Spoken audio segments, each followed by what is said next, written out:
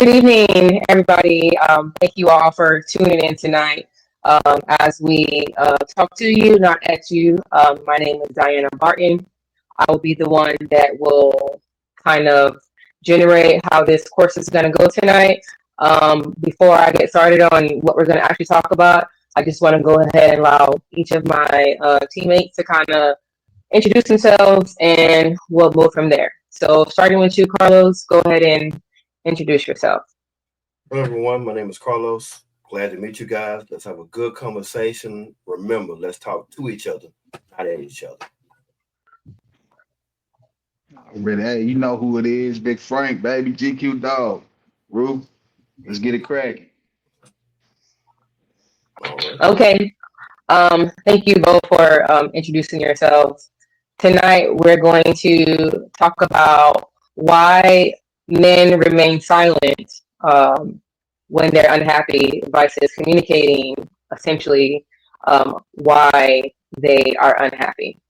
So basically, Carlos and Frankie, um, lately or probably for some time now, it's been talked about how men are not really communicating or basically expressing, how they feel in certain scenarios. And a lot of times in those scenarios, it's more so how unhappy they may be um, in their relationships. They kind of want to, keep it bottled up. Or their favorite line is, "I'm good, I'm okay, everything's cool." There's absolutely nothing to talk about. So me and the world, in a sense, if you two would be so kind as to kind of elaborate on why you feel that some men are more hesitant or more reluctant to kind of talk about their feelings or their emotions related to their unhappiness. And don't either one of you just jump at it. So whoever wants to take the lead on that, please, we're very, very, very enlightened to hear your thoughts. I'll jump in real quick. You know, most of the time with guys, man, it can be a whole slew of things, man. Sometimes you just feel like, hey, maybe she won't understand where I'm coming from, or Mhm. I'm too embarrassed to admit this one particular thing or these particular things. Or sometimes, I've had previous conversations where I tried to express myself and it didn't go as planned, or I didn't get the response that I needed from my Mhm. significant other, man. So those are just some of the things that I think, will keep men hesitant or quiet with dealing with their relationship. Far as staying, maybe they're trying to, maybe they stay for other reasons. Uh, like it probably in the beginning it used to be good, or they're trying to find that, uh, or just it could be, hey, she fine. let me just tough it out because she's beautiful. One of those type things. But Right. in all, as we've expressed in numerous conversations, uh, men sometimes aren't that quite good at communicating their emotions. Mhm. So that's one of the key factors. Mhm. Yeah. Okay. So before I go to you, Carlos, Okay. you you said that there were times where you may have tried to convey how you Mhm. felt to your partner, Mhm. and your partner, it was an expectation of how maybe you were expecting your partner to, I guess, Respond or react. take Yeah. respond to what it is you said. Could Mhm. or if you may, could you kind of elaborate on what that may have looked like?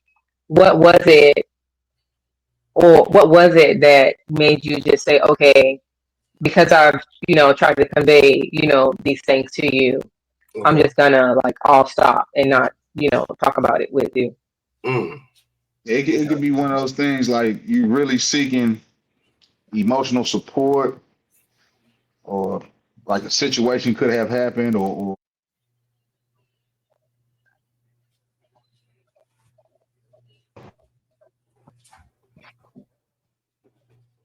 So I think what Frankie had a good point, and what he was saying was dealing with emotional support is understanding Hmm. that we're as men we don't have the opportunity to sometimes convey our feelings or say what we want to say or feel we want to feel. And again, with those things can transpire from being young, from what we've interacted with our family, from what we interacted with our friends. I mean, those things have worked and transpired. So, Frank, if you don't mind me jumping in, I want to kind of talk about it. Now, I'll start with me and be very transparent. Coming up, I came from a single parent home, so I know the little stigma. Came from a home with my mom, but my mom worked all the time, so she had to provide. So she was not there. So it wasn't that I didn't get a response from her. It was I made decisions that I had to make on my own, and there was no one there to to tell me right or wrong. So I made the decision. The result worked out.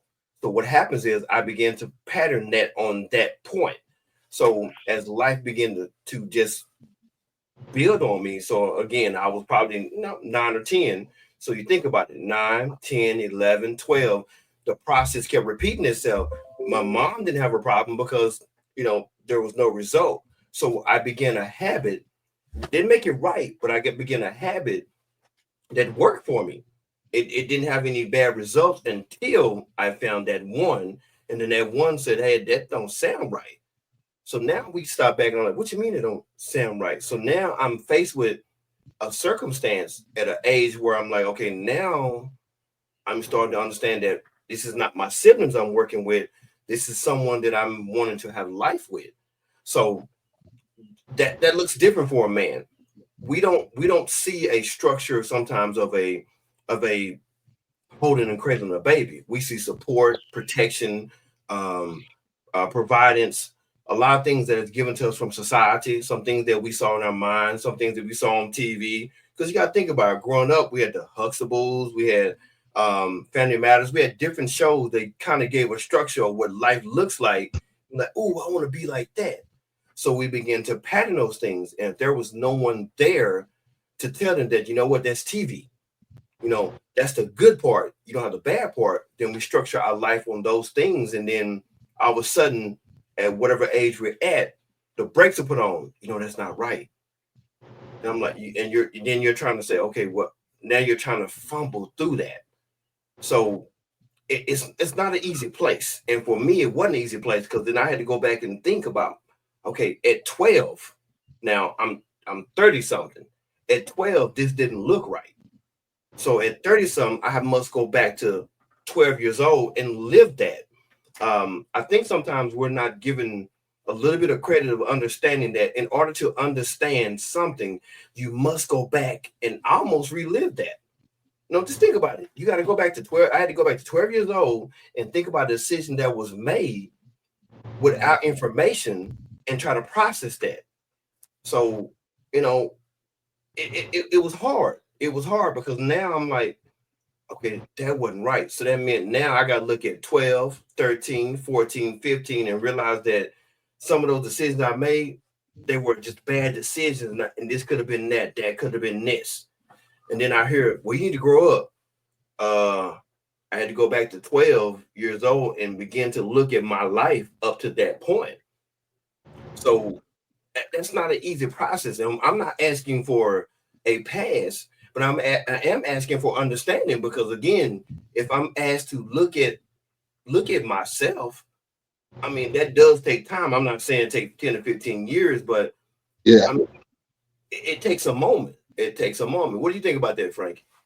yeah. My bad, folks, man. My Bluetooth acting up. I've been having issues with my tablet, but yeah, that's correct, Carlos. I think we talked about this the other day. My only rebuttal is, when you're young, as I said the other day, when you're young, your emotional intelligence isn't cracked on those type of things. Now, yeah, you might see it when you watch like when we were little, we watched like Aladdin, and we seen how Aladdin dealt with Princess Jasmine or Beauty and the Beast, some like those type movies or cartoons that we seen. But and when you're that young, you're not thinking about stuff like that. You're only visualizing it in that capacity of what you know seen it in those cartoons or TV shows, like you said. Mm-hmm. When you actually start attracting those feelings for the opposite sex or for whoever you're attracted to, Mm-hmm. when those questions arrive, and that's when you start seeking that emotional intelligence of it to get to where we're talking about now. We're understanding why men struggle to express. And what I was trying to say in the beginning is, back to Diana's point, was like I could come to convey to Diana, like, hey man, I had this bad day, man, it sucked. My boss did this and this happened and this happened. And then the response that Diana might give me doesn't meet up to what I thought was going to be the response in my head. Mm-hmm. And it could be a slew of things that could cause that, because maybe Diana had a bad day too. Mm-hmm. Right. And if we're being like honest, with these relationships, you have to know one another. Mm-hmm. And who's to say that on that particular day we both might be off? Okay. You know what I'm saying? It's up to one of us to be like, well, let me push mine to the side real quick and see what's going on with him. Mm-hmm. Or let me push mine to the side real quick and see what's going on with her. And that might not even be the case in that situation too. Like I said, it could be a multitude of things. Mm-hmm. I could have been with Diana for 10 years and known Diana was an asshole through and through. And like I said, sometimes when we get in these relationships, we still hope for the best. Okay. But don't try to but don't recognize consistency. Okay. You know what I'm saying? We kind of downplay it. And that's what happens when you, as men too, you try to convey, and then you just get shut down or suck it up. Or nowadays, men are considered soft or weak because I'm trying to convey my feelings. And so next time I come back, I ain't telling you nothing. You know what I'm saying? So, yeah. Okay. So thank you both for conveying things that may contribute to why men do not, always want to express how they feel or their unhappiness in the dynamic of the relationship. Frankie, you also said something earlier about one of the reasons why you may hold on a little bit longer and not still express, emote how you feel or communicate certain things is because of the looks of a person. You were like, oh, she might be too fine, so you may want to stay a little bit longer just based off of one's looks. So when you say that, are you speaking from the now Frankie or Frankie at like 18 and 20? Because I would at say, some point, go ahead, finish. I'm sorry. okay, yeah, at some point, we all know that looks will eventually they will fade.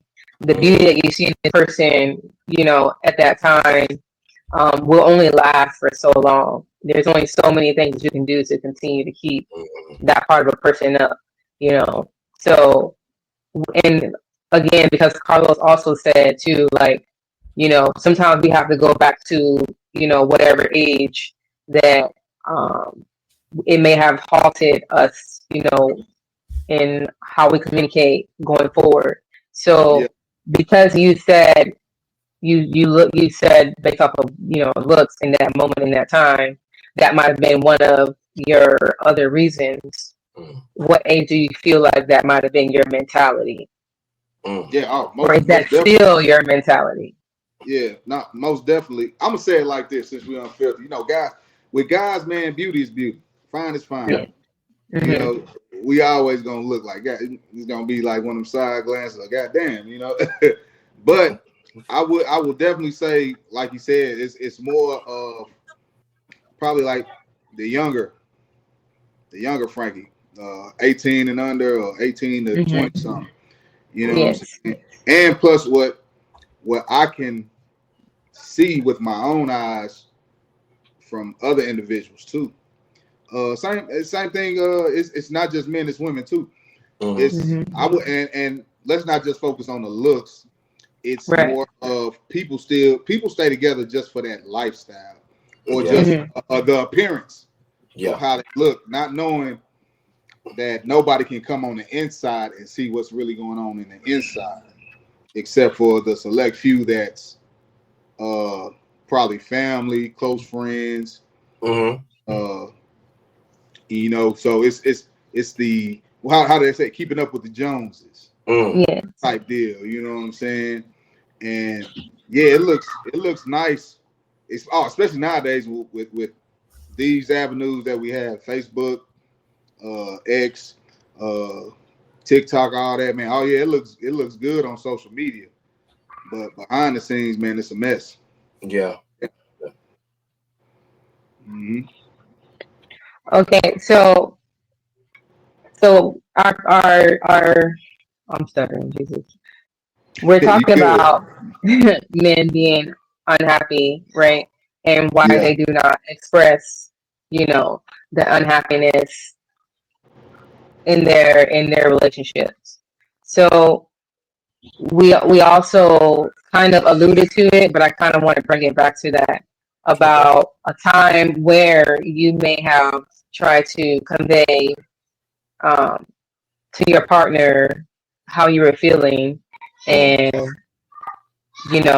what that looked like. Now, frankly, you already told me on your side what that looked like for you. But Carlos, if you are able to Okay. do something similar, tell me a time when you tried to, convey something to your partner, and how that made you feel in that moment.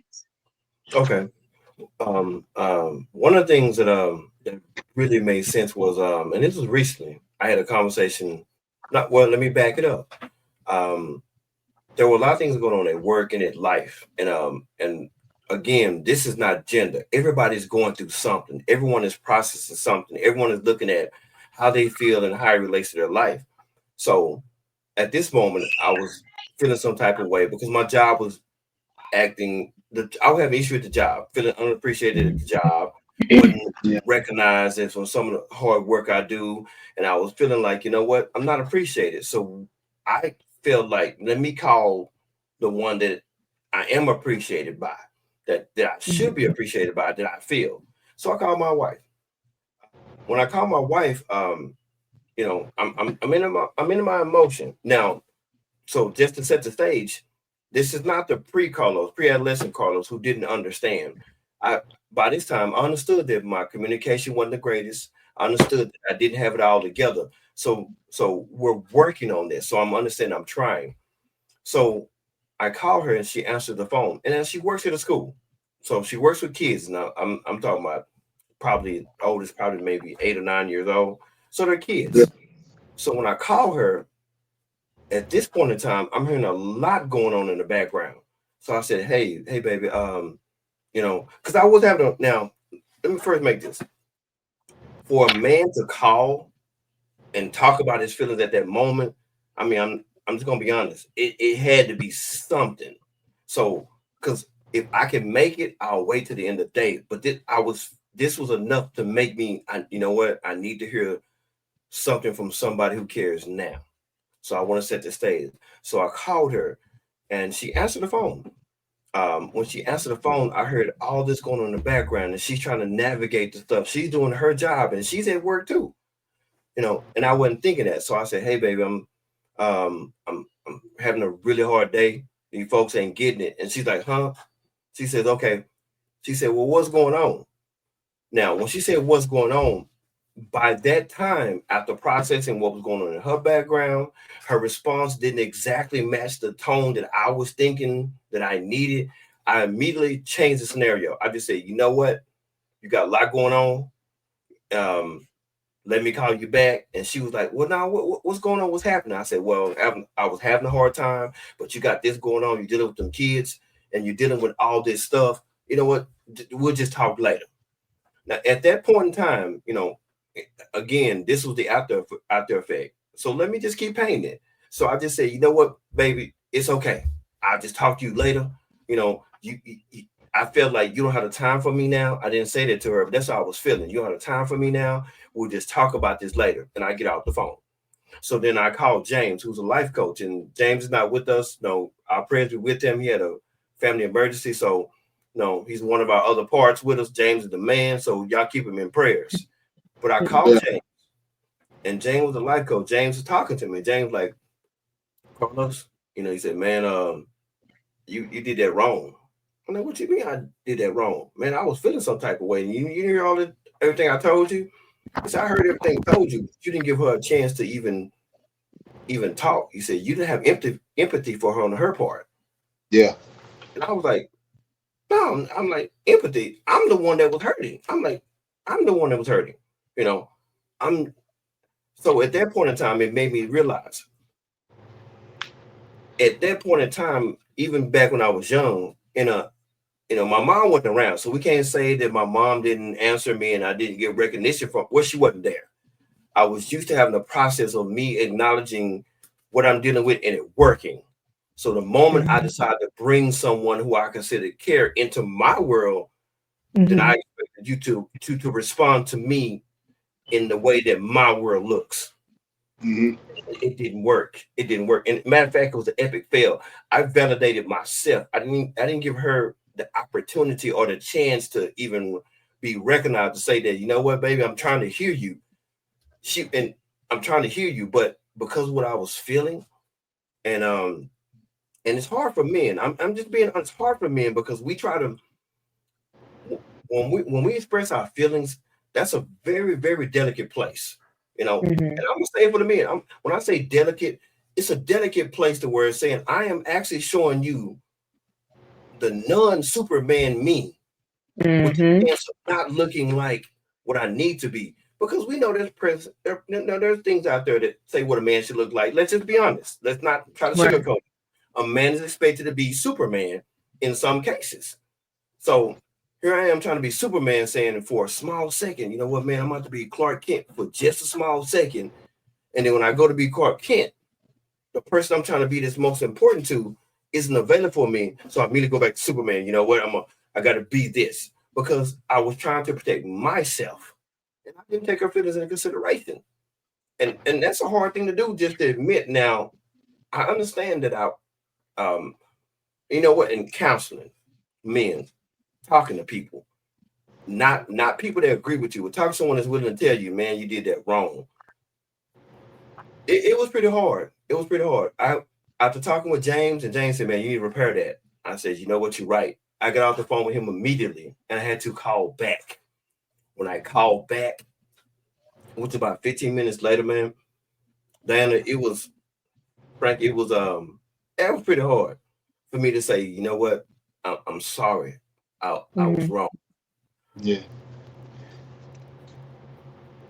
Well, I think that's great that you were able to call one of your good friends and have that conversation. And I applaud your friend for holding you accountable for your wrongdoing in the scenario, because a lot of times accountability is hard to find in the people closest to you, because a lot of times they want to stay close to you and they don't want to ruffle any feathers. So their way of, you have too many yes people, so they're kind of just going along with it.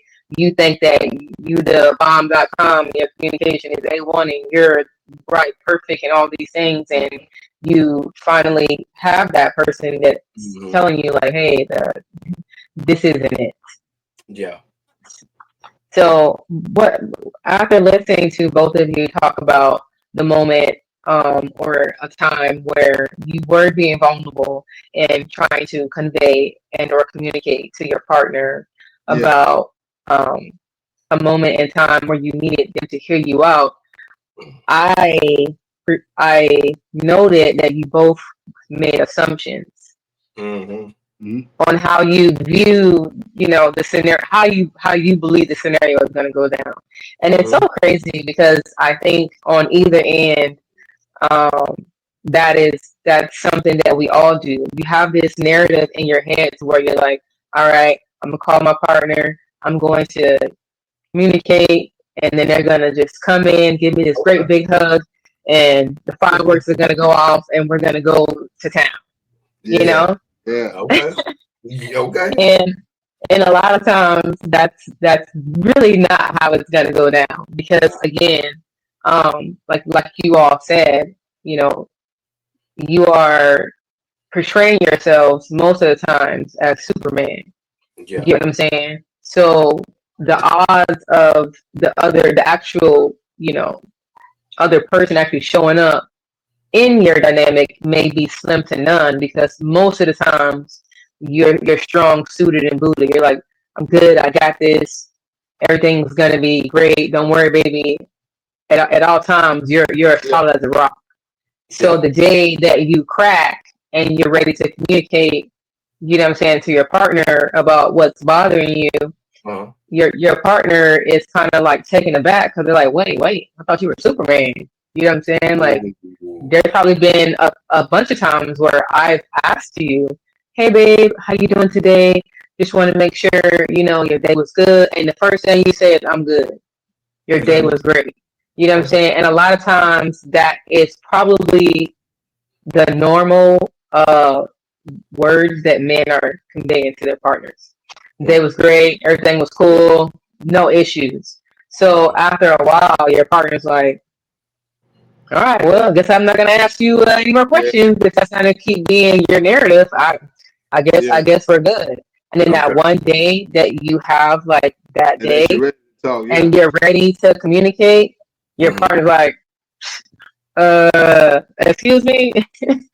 So, um, I think that's from hearing you two, I can kind of see how your partner would be taken aback based on Mm-hmm. your scenario because you've always showed up as Superman.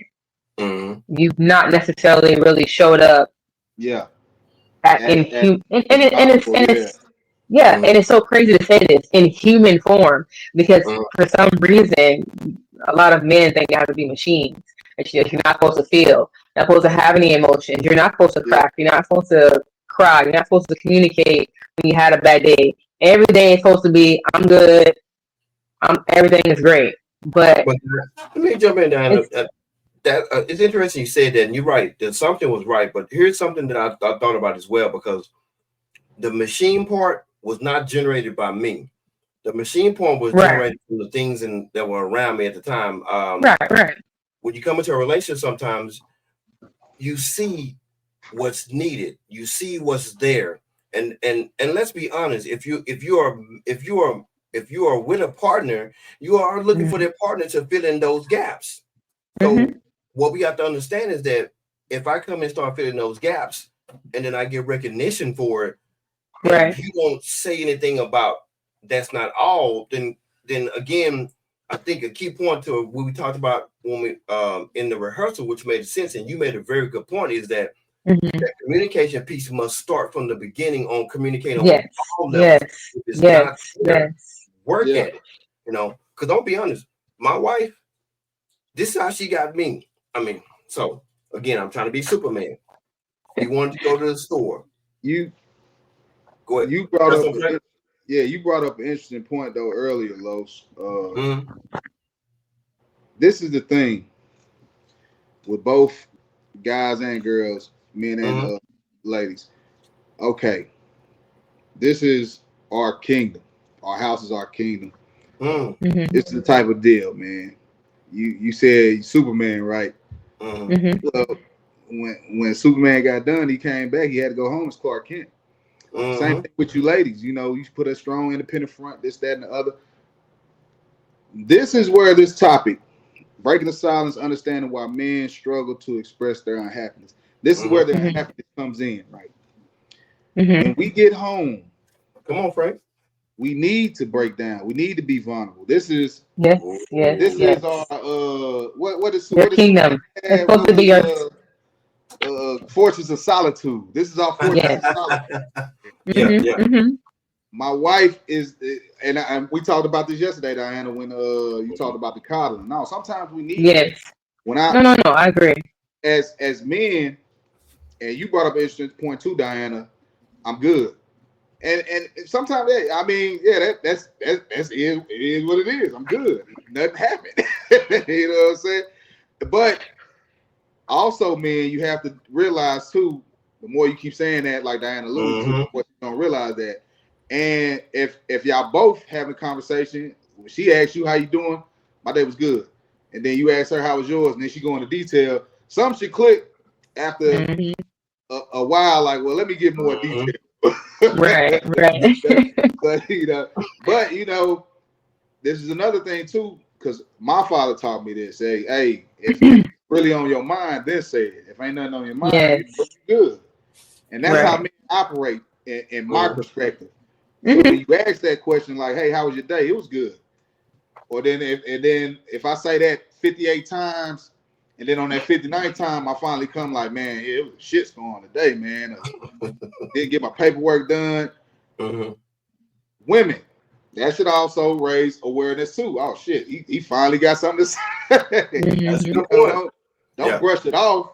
You know, and if you're paying attention, you might not brush it off. You might be taken aback, like, oh, he finally got something to say.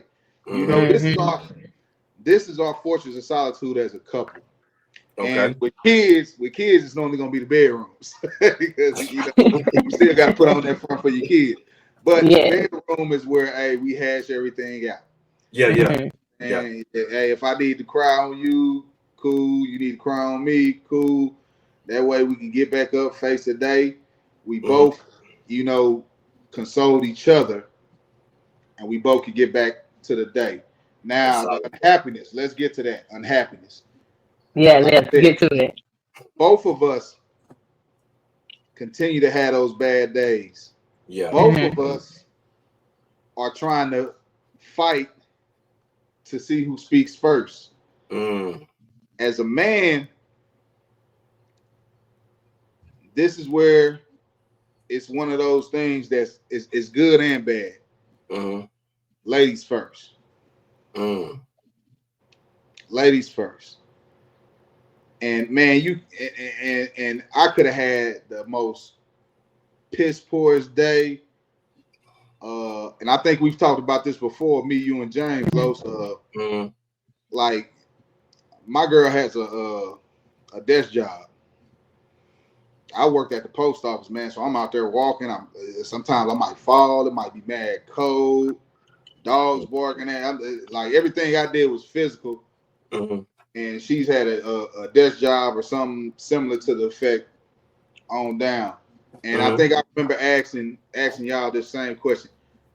You know, you kind of feel like, damn, I know I'm doing more strenuous work, but I still can't feel like my job out trumps hers. Exactly. Right. Yeah.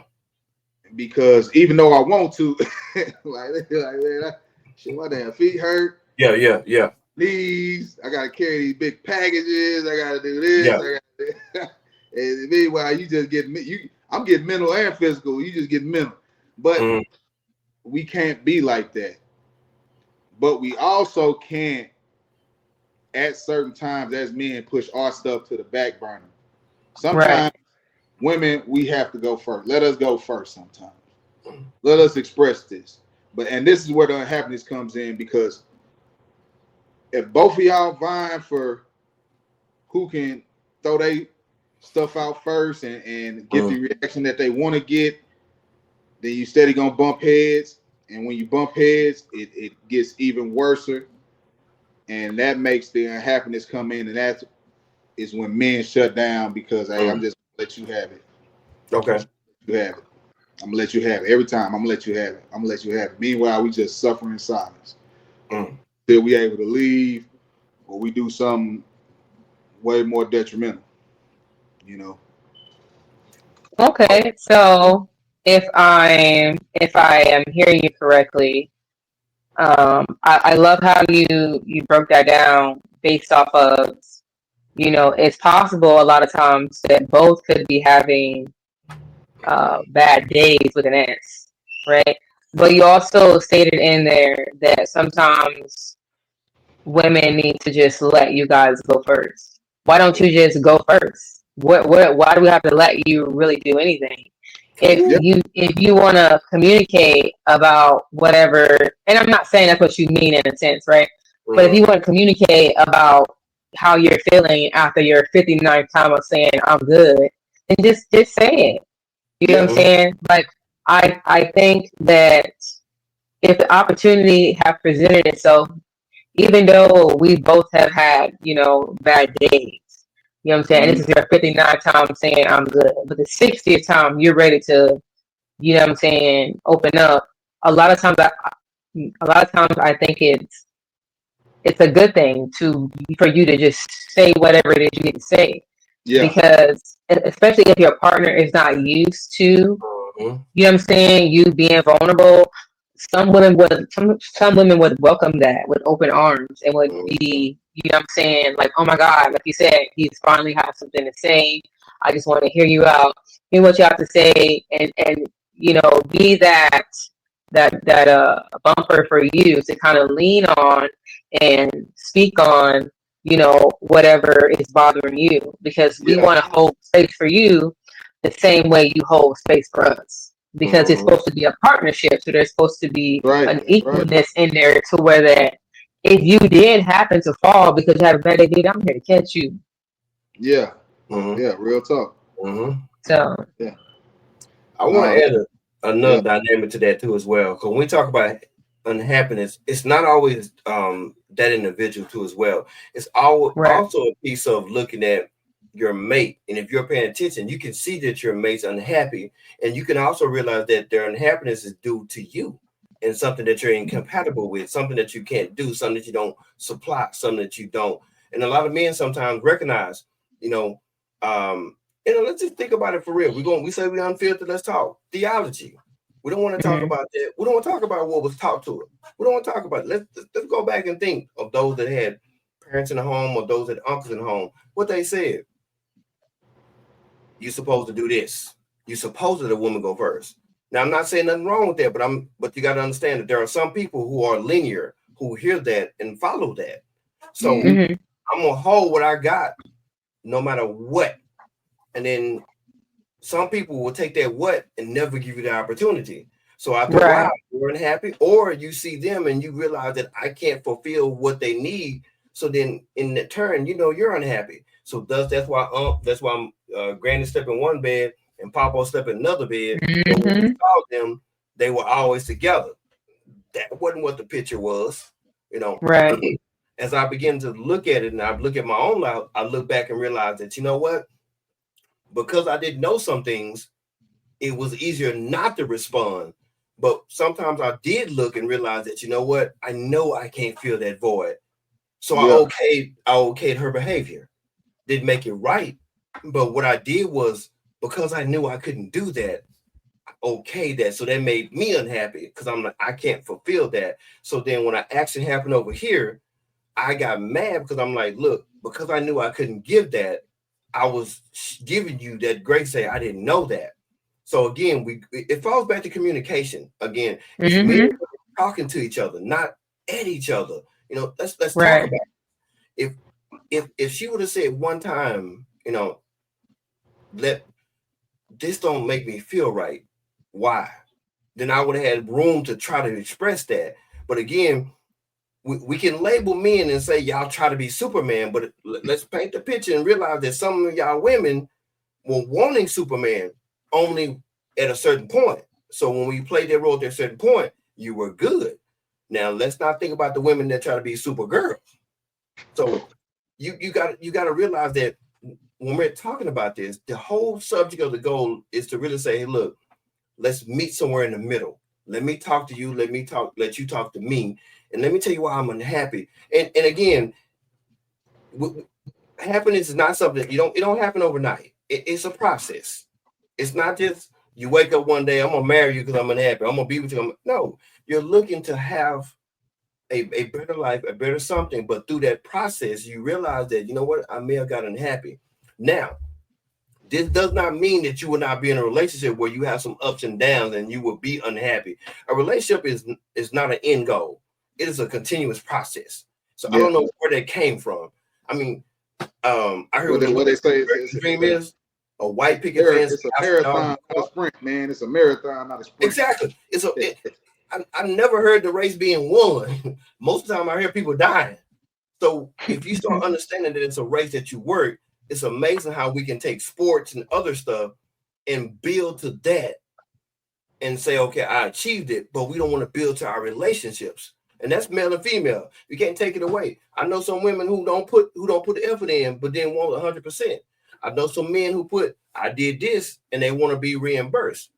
If we don't start educating ourselves to realize that, hey, look, if I started out and I presented I wanted this or I'm looking for this, we wouldn't arrive to some of those so many of these places. So when you talk about unhappiness, we got to make sure we're not talking about the typical, I did good and then you did me wrong, or we're not talking about that. That's not the mode we're talking about. It's an option, but let's think about it. We have too many people that fit this other mode, but yet we present the perfect mode. No, it's a hard fight, and I'm still walking it. I have not graduated. I'm still walking, still learning, and I'm appreciative of that because I realize something. If I'm still learning, that means I'm putting effort in, and I'm seeing effort at the other end. So, right. My bad. Let me get off my soapbox. No, you're fine, and that was good too because, like you said, a lot of people want Superman, but do they really want Superman, or is that just what you're just portraying yourself to be? Same thing for women. If a lot of women are being Superwoman, are they being Superwoman because they want to be, or because they don't have a choice but to be that? Because I am a firm believer of what you allow will continue. So if you are giving 100% and your partner is giving 0, then what does that say about you? Exactly. Oh, and vice versa too. But again, all this all goes back to communication. You know what I'm saying? I find it so crazy that now, still in this day and age, with so many things that tells you how to communicate, we still don't know how to communicate. Yeah, real talk. Yeah. But hey, Los. Yes. That was a good deal, man. Diana, we can look at it that way too. Some women pick men like that. It's like the old stigma on Stedman. Like Oprah had Stedman. Stedman's stood right by. Oprah was the powerful one, or the breadwinner per se. Some women do seek men like that. So that would be a good question for you. Like, how would you feel about dealing with a guy like that, or you looking for a husband or boyfriend, something like in that category? That's I'm quiet. Why do women pick guys like that per se? So that I presume that most times they pick them like that because they're probably the most that you can kind of control. You can kind of turn them into a puppet. They're gonna do essentially whatever you tell them to do. A lot of times that's one way that they'll kind of continue to do what they do. It's by having one who's quiet, kind of easygoing, a pushover, especially if they're like you said, they're in power or they're the breadwinner. A lot of times they seek the weaker, or probably a terrible way to say it, but ones that aren't really outspoken. Yes. Yeah. So I think that's part of the reason, and a lot of times too, they may be the better suitor for that person. There's something that they're doing There you go. for their partner that Yeah. their partner is okay with. It can go either way. I mean, why do Yeah. men I'm about choose to say because women men who we are do the the same we lesser? do the same thing too.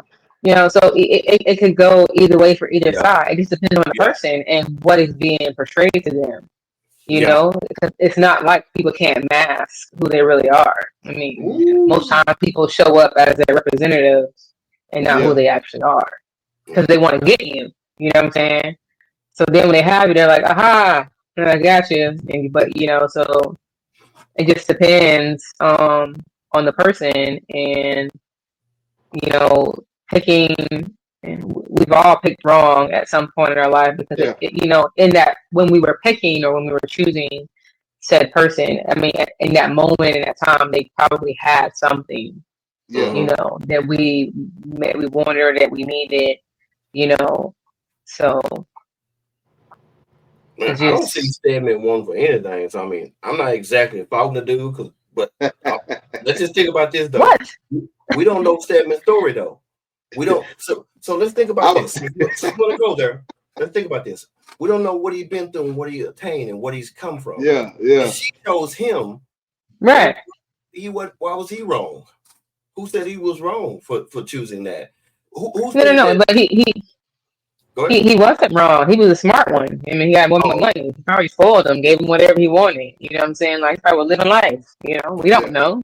Yeah. That's My not really our. That was just I'm not that's gonna the stigma too. Yeah. And that's like that's just an example. Where people always revert back to that. Men, especially men, like, hey, you're a Stedman over there. You know what I'm saying? But Now, for being honest here, I don't even know who Stedman is, so I'm just kind of going along with the program. Oh. That's Oprah boyfriend. Yeah. But no, that's interesting because in that dynamic, that guy probably is talking, but the woman is so overpowering where when he talks, he gets ignored. Vice versa, with an overpowering male and a woman. Okay. And especially like it's almost similar. And this brings up an interesting aspect too, because we could talk about abuse. Where as men, we're not going to report that. Some will. Hey, the majority that really do get abused won't, because like you start thinking like, hey, my homeboys might check this out, or other men might look at this, and and women are the same way, but women tend to get reported more because of I guess the how could I say that,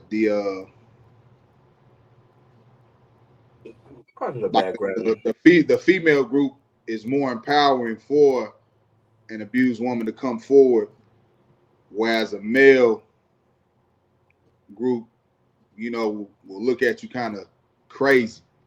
It's around theology. It's still around theology. How did you let that happen to you? Or how does that happen? You know what I'm saying? Well, I mean, we talked about that too, about, understanding the people you're around, right? Yeah. If you are a male and you are being abused by your partner, the last thing your boy should be doing is shunning you. You get what I'm saying? Like, it's no different than you. It's no different than you trying to be vulnerable with them and trying to communicate to them your emotions as well. Because if they are doing that to you, then you need to kind of recheck your circle, because it should be another open space for you to be able to have those conversations with your boys, and it not be anything other than a support. Because if we're being real here, a lot of times you're right. You're not going to get that support from them. They're going to clown you and all these other things. But then you have to ask yourself, do I really want to be a part of this group? Knowing that you're going through all this turmoil, you're getting hit from your partner, and you go over here to them and you're getting hit by them. That's got to be just one emotional wreckage that is just never going to get better. So how do you escape that? If you again, like I said, what you allow will continue. So if you stay in turmoil here and turmoil there, I mean, like your life is gonna be straight chaos forever. So you have to remove yourself from that dynamic so that you can one grow and find a group where you can actually get the actual support you need. Yeah. Okay. Right on. Well, that makes sense. So then I would like to know that as we talk about this and these support networks, as men begin to try to express why they're unhappy, the point that I would like to try to get to understand is that within these circles, as men begin to talk and develop, a lot of times what we see and what we hear is the stigma that helps us develop this understanding. Happiness sometimes is not even a place, it's kind of a state of being sometimes, because you paint that as unhappiness when it's just wrong communication, not understanding. I've been in situations, I've actually seen situations where when they begin to talk about it and talk to me about why they're unhappy, and I'm like, bro, it's not that you're unhappy, you just don't understand where you're at.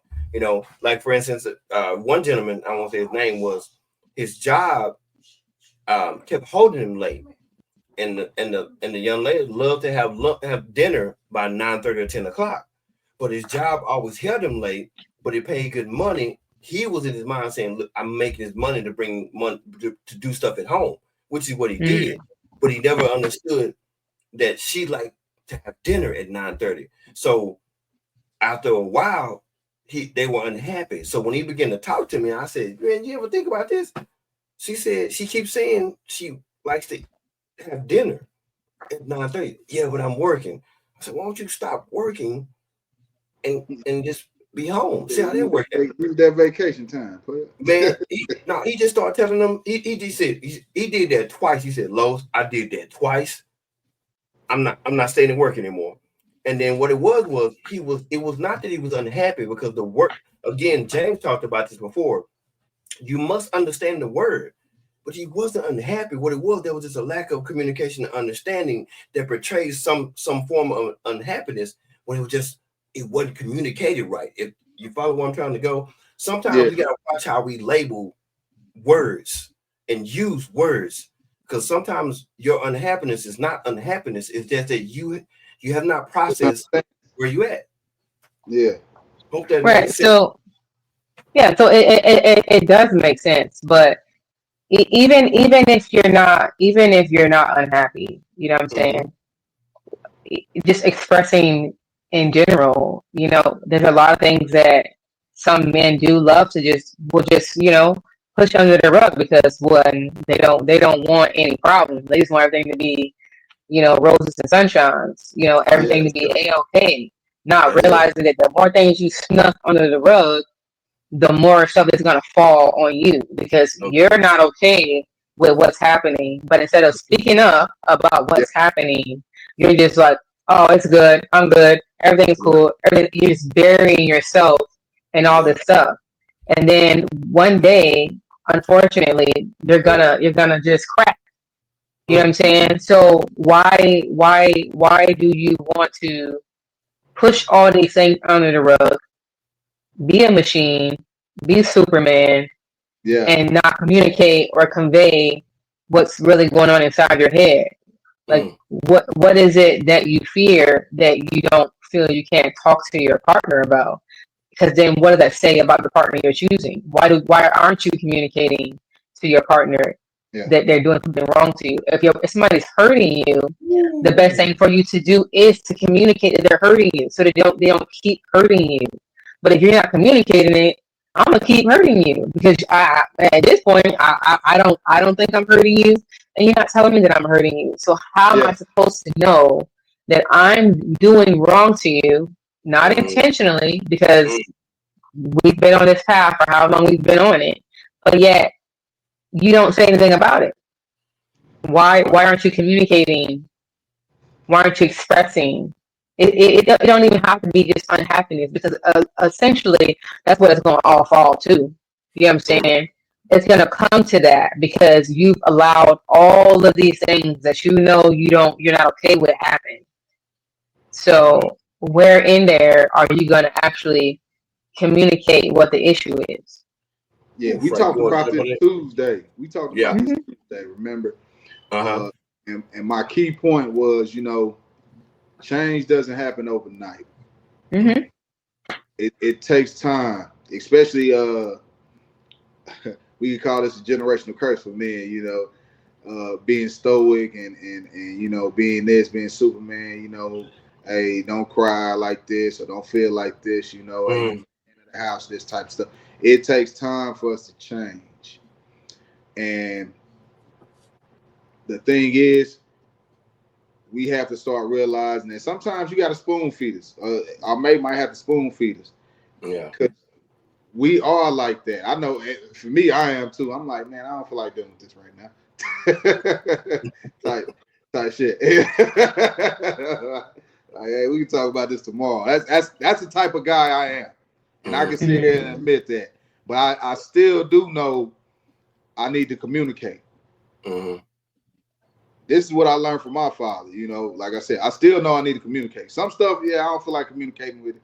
If I deem it's not worthy enough, I'm not gonna do it. But if I see the concern in your face, then I'm gonna put forth some type of effort. Okay. Because sometimes you just can't shun stuff. No. Right. Then you'll look up like, man, damn, she extra mad now. Nah, you can't shun stuff. You know what I'm saying? And vice versa with women. Speaking of the day, I'm trying to fix this toilet. I'm doing this.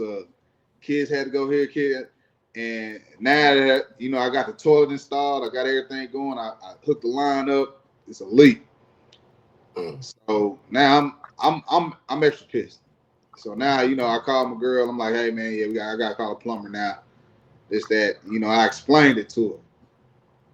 I'm like, hey, it's a leak in the connection line, so I got to get a plumber to come out here because it won't disconnect from the new toilet, and the type of deal we got, I can't just unscrew it from the bottom and replace it. I have to take that whole thing.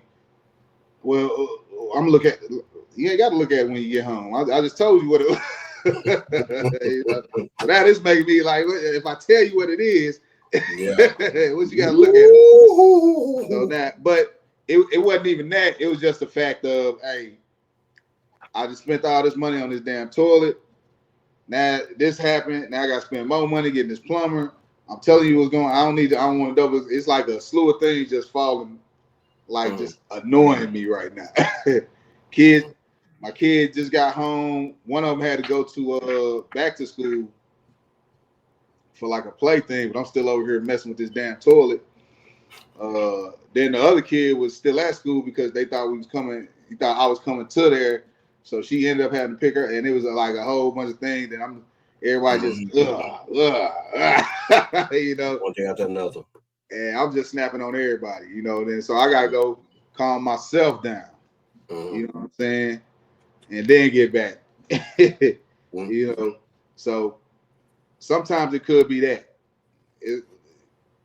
And I think it's like, man, one particular thing sets off a chain of emotions to where you just snap at everybody. And if you can't go calm yourself down and it becomes an ongoing problem, then that's kind of like when you need anger management or something like that. But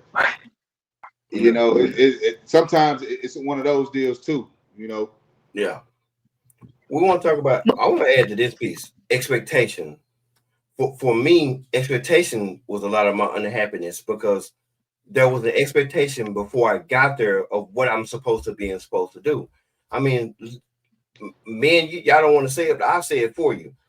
as a man, as long as I got these and I'm able to do this for you, I'm valid. What happens when I no longer can give you or take care of you? Will I still be that same man in your eyes that provide for you? We don't want to say that, but that was one of my fears I had for years. I felt like the one day I can't provide, will I still get the same respect as a provider? That's my title that I was given. So the fear of not being able to do that, I continue to try to do it, continue to try to do it, continue, because it was given that I'm supposed to do this. It was an expectation. And sometimes expectations are not explained. And there are some expectations given. Let's just think about it. I mean, if you want to keep it a buck, Oh let's talk God. about it. If you with your mate and someone breaks into the house, what's expected of the bail? And I'm not, I'm The male knows what's expected. right there, right there. You better get So, your ass up now. so Right. at that point, That's why you sleep by the door. okay. They can kill you first. Just saying. So, God. so let's so Oh, let's man. use that then. I'll stay right there. What makes you think that I'm not afraid? Because at that Oh, point in time, go ahead. Look, go ahead. Talk to me. I 100% believe that a lot of times there are times where there are things that men do fear. You get Ooh, what I'm let me saying? record. This is But recorded. She said it's it. already recorded.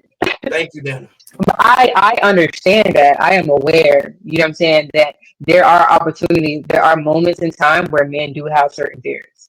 You get what I'm Yes. saying? But a lot of times they're not just gonna randomly, they're not gonna just be like, if a robber breaks into the house, no man's gonna be like, "Oh, baby, I'm scared."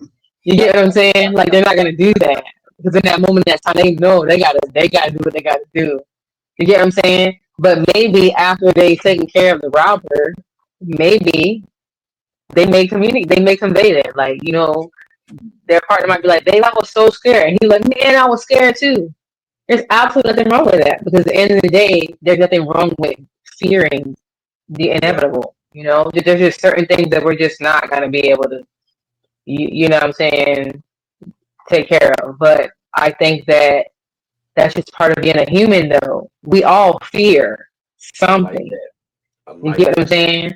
So if men would get out of that machine like mindset and actually be their human self, which is so weird or odd that a person even has to say that or allude to that, then it would be different. But most men aren't portraying their human self.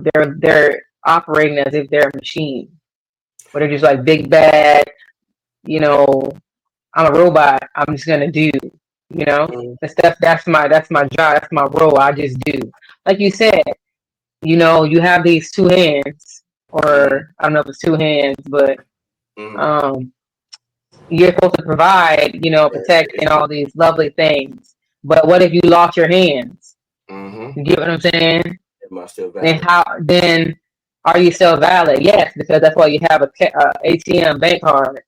You pull it out and you pay the next person to cut the grass and all those other things that you can no longer do with your hands. So there, you're still, what I'm saying, doing what you're supposed to be doing. Nobody's saying that because you don't have hands physically that you can't go and get, those other hands. I don't know what they're Well, called, but okay. Let's stay right there then. So let's think about this. If I am making and I am the main, see, and I like how you said that, and thank you. That makes sense. But I'm gonna talk for the guy who's saying, you know what? I am the breadwinner. I am the one that's providing the majority of that. So if the hands mm-hmm. go away, this ATM, because let's think about it. We're not living, at least I know I'm not. I'm not living where I could just floss out sometime and just get someone to cut the yard. That's a drastic thing if I'm no longer able to produce that type of money. So let's not true. Let's not really paint that picture as if it's not real. We are looked at as being a provider. It's almost Right, stated. So I'm forced to look at that, whether I like it or not, whether we want to admit it or not. No, I'm looking at it like that. So that's a reality that I do have to expect. So in my mind, I'm thinking that. I'm thinking that, you know Right. what, I'm supposed to be able to provide. So sometimes they go into auto mode. So now Mhm. with that frame of mind for years, if you never said or stated, you know, and I'm not, don't get me wrong, I'm not shooting at them, but you got to think about it. Mhm. If you never said, you know what, let's keep it 100. Let me talk about me. I I this process I didn't think about. This wasn't me. The foundation I grew up on with my mom and all that, work. You're supposed to work and provide. So when I met my Mhm. wife, when she would buy something, I would buy something. My birthday, she would buy me something, I would buy her something. Mother's Day, I would buy her something. She buy Father's Day, she buy me, I buy her something. Because that's kind of what I figured. Okay, we're supposed to always make sure the woman's happy. It wasn't until one day she told me, and I was mad at she didn't tell me, she threatened me. She says, "Don't buy me a gift. It's not my Mhm. birthday. I'm not Right. a father. I didn't Mhm. ask her, don't you buy me nothing else." And I was Mhm. like, I'm supposed to make sure you're good. She says, "No, I didn't ask. I'm not a father. This is your birthday." You know, and Right. that's part of the process because for years I've always said, I'm providing. If you help me, I'm trying to make sure that you're taken care of. If you spend 30, I'm gonna buy you something 60 to help cover your 30. Now, I'm not saying it's wrong, man. Don't get me wrong. I'm not saying it's wrong with that. But what I am saying is that take the time to look at that and talk to your mate because until she said something, I didn't see my worth in what I was doing till she told me, don't you buy me nothing. I didn't. It took a while to register. It did. It took about a year before I understood that. But now, Daddy want this for birthday. I want this for Christmas because it's a communication piece. It, it's Yeah, a it's, it's a seesaw, men and women. It was never meant for us to be bumping heads. We're supposed to be able to talk to one another, and we begin to make small strides. Talk to me. Talk to her. Talk to him. Take the time. It may not work today. If that didn't work, go look up something, try something else different tomorrow. Make the effort, because that's what we talk about here at UKP. We're supposed to find a way to come together. Let's have this conversation. If I'm unhappy, maybe I don't feel like I have the room to talk to you. Mhm. Maybe it's not your fault, but maybe I don't have the space. Maybe I don't have the time. Help make that time. You know what your mate's lacking. Let's not pretend. No one married somebody and said, "Oh, I did not know that was her." No, you knew that. I knew that. You knew that. So if you knew that, give a little room to talk about maybe possibly, hey, if I want better, let me try to meet my mate. Not male or female. Let me try to meet my mate, the one, my significant other. If I want to put time into this person, let me see some of those things. Now, this does not mean put your safety in mind, jeopardy. No one should be in a situation that's dangerous for you. We're not saying work that out at all. Get some help, call the police, get out that situation. I'm referring to a situation where we're trying to communicate and we're all in a place where we're trying to make this work or trying to find some way to make it work. Your safety is more important. But when it comes to this and dealing with happiness, again, remember we're trying to get us to come together to talk about what this unhappiness looks like, and then make some corrections. yeah. Getting out that Yes. unhappiness. And this is the thing. I know what I try to do Mm-hmm. is I don't think of myself as the provider. I think of both of us as the provider. So Nice, it's a team. nice. Mhm. A It's a partnership. team. There Yeah, you go. I'm gonna do some of my manly traits, Yeah, yeah, yeah, but I know when push comes to shove, hey, can you do this for me? I don't know how to do this. Or mm, same thing with her. Humility. I like that. Hey, you gonna get the toilet, put it in. Yeah, I got it. I'm gonna get it, put it in. Or hey, you gonna do this? Cause I got to do this. Yeah, I got you. That's how it goes. It's a partnership. A Yeah, Both balance. giving and taking and figuring out, hey, who can do this and who can do that. Now, yeah, sometimes we may slip. Like I said today, I slipped, and I couldn't accomplish what I wanted to accomplish. But I even went back to my kids and explained, like, hey, man, look, I messed with this toilet. Cause she was sitting over there crying. I'm like, hey, look, I couldn't get you because I gotta fix this toilet, this, that, and the other. You know what I'm saying? And my girl went and picked up the other kid that was still at school. So, it's gonna be days like that. Yeah. We adapted, overcame, explained why this went down and why that went down. Even me, I had to calm myself down. Like, hey, the plumber is gonna come. We're gonna see what it is right then and there, and it is what it is. But it's a partnership. Yes. And to get over that unhappiness or to get through it, you have to come to the realization that, hey, y'all in this together. Yeah. Yes. You know what I'm saying? Hey, men, okay, maybe let me start talking more. Let me start explaining more. Let me just say what I gotta say, regardless of her reactions or what I think her reaction is. Yes. This is how we get out of this unhappiness. Yeah. Yeah. Yes. Yes. Beautifully said on both ends. Again, provider, it could be a give and take. You know what I'm saying? Because like you said, it's supposed to be a partnership. So either partner should be able, if one falters, the other should be able to pick it up. Yeah. You know what I'm saying? Yeah. There is not solely on one person, because again, it's a partnership that's supposed to be in this together. You know your strengths, you know your weaknesses, they know your strengths, they know your weaknesses, and that's how you will continue to build that partnership and working together and communicating and saying to each other, all right, babe, today was a sucky day for me. Don't worry about it, babe. I got it. Vice versa, because it's all about you two being a team and going through the day, getting it done, and it's every day it's the same process. But there's always going to be a balance.